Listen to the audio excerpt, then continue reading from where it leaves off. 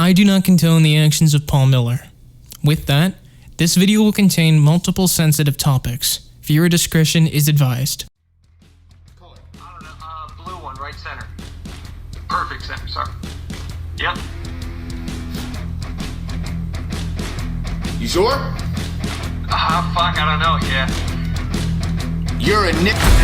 I am the Riddler, but yet I am all out of riddles. I'm just gonna be racist now.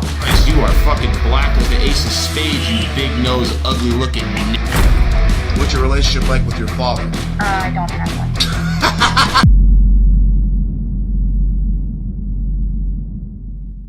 The Joker is a fictional supervillain from the Batman comic series. This man is a very real villain. Paul Miller, better known by his online alias GypsyCrusader, is a very controversial personality on the internet. I bet a lot of you have seen his clips and thought they may have been funny, thinking that this has to all be a joke, right? What if I told you he was dead serious? Miller isn't joking when he says these things. He's a white supremacist and an anti-Semite. But is there a reason why he has turned evil? Why did he decide to go this way? That is why today, we will be covering the internet's very own Joker, GypsyCrusader. Paul Miller was born October 11th, 1998 in New York. Not much is known about his childhood, so let's just continue past this part.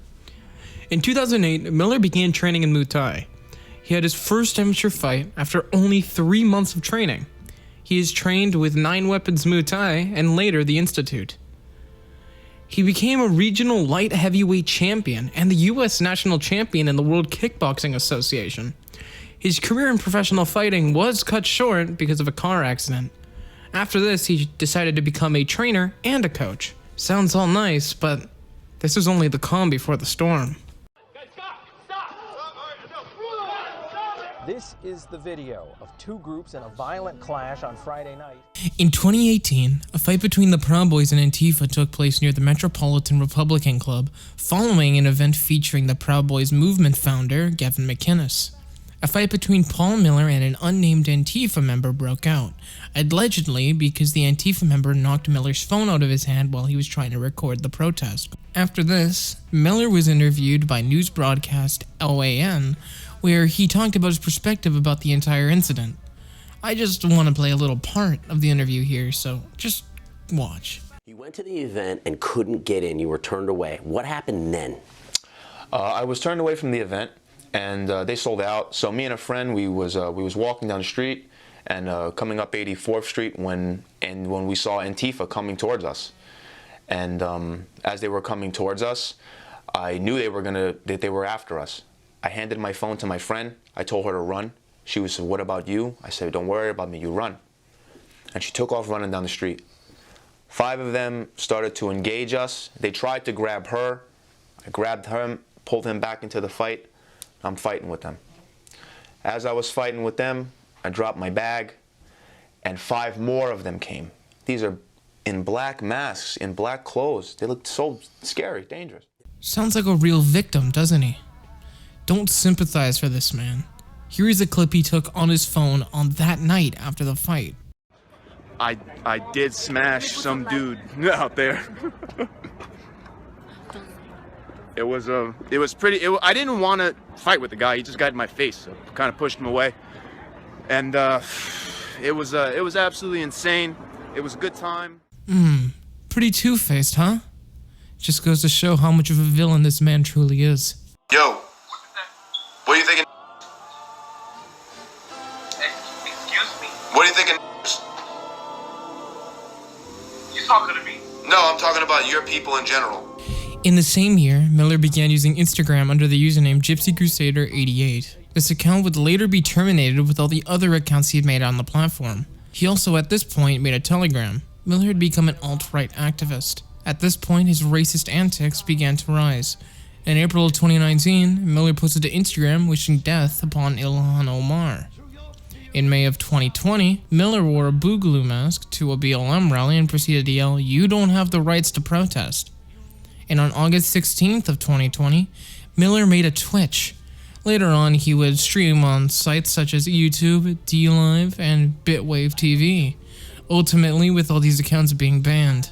During his streams, he would dress up as multiple fictional characters such as the Riddler, Mario, and most well-known, the Joker. The first documented instance of this Joker costume was on his stream that took place on August 21st, 2020. On October 6th of the same year, Miller posted an origin story video where he talks about why he has gone towards radicalism. Let's watch some of the video, why don't we? Alright, so look, I'm gonna give my story real quick. So I know a lot of people, they've been asking me for my story. So I'm gonna tell you guys my story real quick, okay? Why I'm like this, what happened, okay? Because a lot of people keep asking me and a lot of people watch, so I'm gonna tell you. Okay? So I was just I'm gonna start. It's kind of long. I'll try to keep it as short as I can. Okay? Because I don't want to bore you. Well, it's not boring, but I don't want to. So anyway. So I was just a regular. I just wanted to be a regular independent journalist. Okay? And how it started, how the radicalization started. Okay? Was I went to a Gavin McGinnis event in New York City at the Met Republican Club in New York. Okay? So I went there to just cover the what's it called, the show, and to hang out with some friends and all this other stuff. I went there, okay? So when I got to the event, we couldn't get in. They had sold out of tickets, whatever. I had got into an argument and a fight with some leader or general, whatever the fuck, shot caller, whatever you want to call him. I have a picture of it too. Of Antifa, okay? I fought with him because I was a journalist. I'm a journalist, okay? I'm taking video of the crowd because Antifa's outside the Met Republican Club and they're going crazy. They're busting shit. They're chanting crazy shit. You understand? And that was like my first time seeing Antifa up close, really. So I'm taking video of it, and as I'm taking video of the guy that I started to fight with walks up behind me, and he's like, watch where you're going, or some shit like that. And I turned to him, and I put the camera on him, and he knocked the camera out of my hand, my phone. When he did that, I fucking elbowed him across the face. I'm not joking, right? Because whatever. I started to fight with him, right? So, then the cops came, they broke us up, okay? The cops didn't see me hit him, so they didn't know who hit who. Me and him are arguing back and forth across the street, whatever, right? So then, I can't get into the event, so I decided to, get ready to go home, okay? So, as I'm getting ready to go home, me and a friend, she was actually a Jewish girl, because I was friendly with the Jews at the time, and she's still a good friend. She's not a bad girl. But anyway, we're walking, and as we're walking down the street, right, to go home, I see the guy who I fought with and 5 Antifa members start walking towards us. Now, they see me, so I already know what they're going to do. I know they're going to jump us. I already know. So, when I see them coming, I took my phone, I gave it to my friend. I said, listen, you got to run because these guys are going to try to kill us. As soon as that happened, they surrounded us, and then 5 more of them came. So, it's like 10 people versus me and this girl. Okay? I start to fight with them. They wanted to grab her. I blocked the way for her, and I told her just run, and she took off running. Okay? I swear to God, every word of this is true. I was on the news for it. I'll pull it up if you want. I can find it someplace. I'll pull it up. So, anyways, so this is how the radicalization started. Do it. Just do it. Just do it and get it over with. Are you white? In October of 2020, clips of Miller began surfacing onto other social media platforms, mainly these being iFunny and Twitter. On October 29th, the iFunny user Langley posted a clip of Miller, which gained 1,800 smiles. The user, WeirdestMP4s on Twitter, then posted the exact same clip, which amassed 85,000 views, 1,300 retweets, and 9,600 likes. Here is the clip in question. Hi. What's wrong, kid? I just got bullied for being gay. Oh yeah? What's about to happen again? In the following year, clips of Miller would begin to gain traction on all social media platforms. I will now play some of the ones I've personally seen, and a lot of other people have probably seen as well. Let me get this straight. You are racist. You are so political. on this? Yes. Just to tell everyone about it. Yes. Do you know how much people commit suicide because of you? Good. Oh, you sound like you might be a little bit racist. Me? I'm the Riddler. I'm not racist. I'm out here to solve the mother of all riddles. Riddle me this before you go. I am loud and obnoxious. I like music that rhymes. I'm a fraction of the population, but commit half the crimes. Who am I?